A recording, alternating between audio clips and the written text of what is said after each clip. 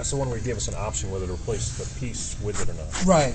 Like this, because you can go two ways. The best way to do is to get another steering link and then replace the pin. Because I'll show you what it was, how much slop there was.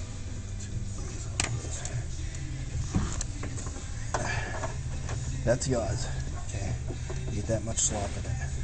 Okay, that's where you're getting the shimmy and everything.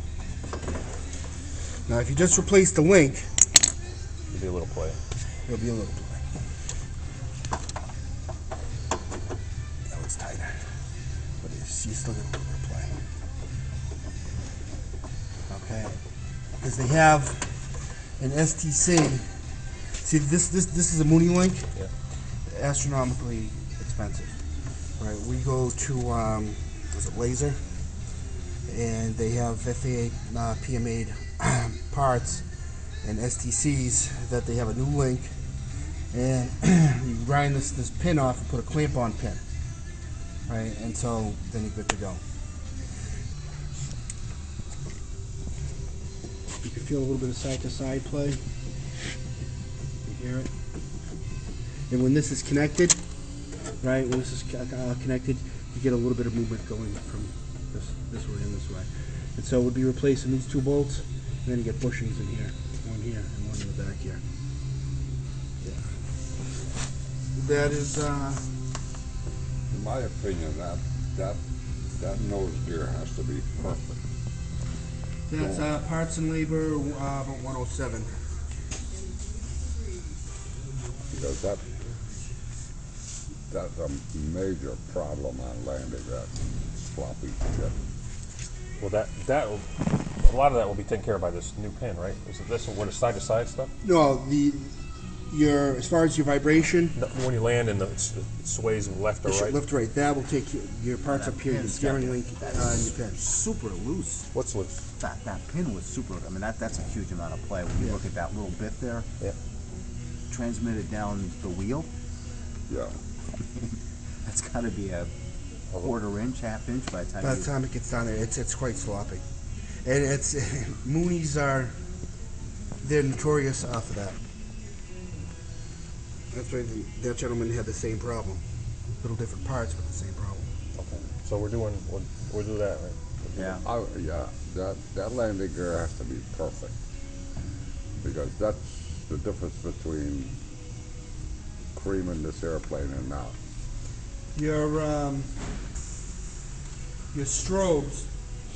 Do you want to do all three or not bother with the tail? It was or two, right? it's two Two bulbs and one power supply, right? The power, to do it part way, we'd only save $280 some odd on the power supply, right? Right. Well, because what I'd do is I'd move that power supply that's in the back over to the wing, Yeah, and then we still have to get a bulb. yeah. And so you'd be saving the cost of a power supply plus the tail lamp. So you'd be saving about $550, and so it'd be half the cost. Maybe we should do that 550. for blinking light. I mean, we've got one strobe. I don't know. That's my opinion. We should just do one. But I don't know what you guys think. You mean the wing strobe's adequate? Just Okay. for $500 more. I mean, There's a nav bulb back there that works. Oh yeah.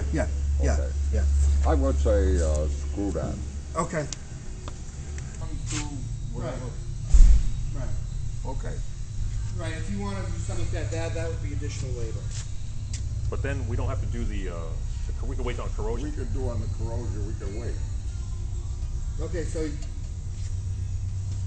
right at the that circle plate, Above it. there's another circle plate. Yeah, I see that. Okay, and around the bottom of the circle plate, there's some screws, and if you run your finger across, there should be some blue fuel that comes off the hands. I see like some residue. Yeah, because I ran my finger across it this morning. Oh, I smell it. Yeah. So that's leaking. That's leaking. What you do there is you drain the tank and just replace the gasket and fill the tank back up. Oh, I see. Use the same fuel, right? Yes, yeah. Yeah, we put the fuel in a tank, and then we put it back in, we filter it. Well, I mean, that seems pretty important, right? We don't want Yeah, gas you don't dripping want- inside the cabin. You don't want fuel leaks in the cabin. Right. Then the other one, unfortunately, it's not on the phone. We have to fix fuel leaks. We do gotta fix it.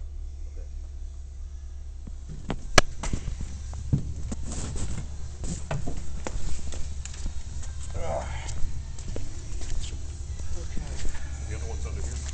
Yeah, yeah. It's on the side.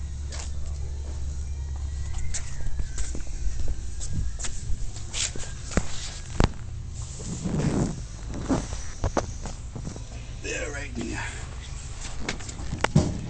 This stuff right here. Well, that's part of it. But if you look up and in, you can see the sending unit. Yeah, see that? Yeah. Yeah. See, it's wet. That's a gasket, right? It's gasket, yes. Same thing, drain the tank. Change the gas, yep. Put a little Patch. lay up a fiberglass patch on the other side, and then I'll shoot this area with paint, you know, on the other side. What I'm going to do here too, is I'm going to fill this in with some red RTV to give it like a little cushion. Are they normally 500 hours? I think they usually don't even last that long. Honest. Yeah. Cushion springs. Where's it? In here. You gave me one? Oh, yeah. They recommend it. You don't have to do it. You can't even see them. No, you gotta take it apart. They're in there. Well, the worst case scenario then is if the gear motor tips the bed, you gotta the hand crank You it. get the emergency extension. Yeah. I'm reading the right thing, but they said that somehow you could tell that if the gears on a Mooney should be like butter, like no noises or anything. And they say if that thing's starting to go, you hear like a little chatter or something. Is it? You don't hear anything about that? I don't. I've heard of that, and we've changed out some actuators when they get really noisy. Yeah. But you guys seem fine. Maybe we could, Bert, can we be okay with this thing? Leaving it the way it is for now. What do you think about that? That's just a recommendation. That's okay.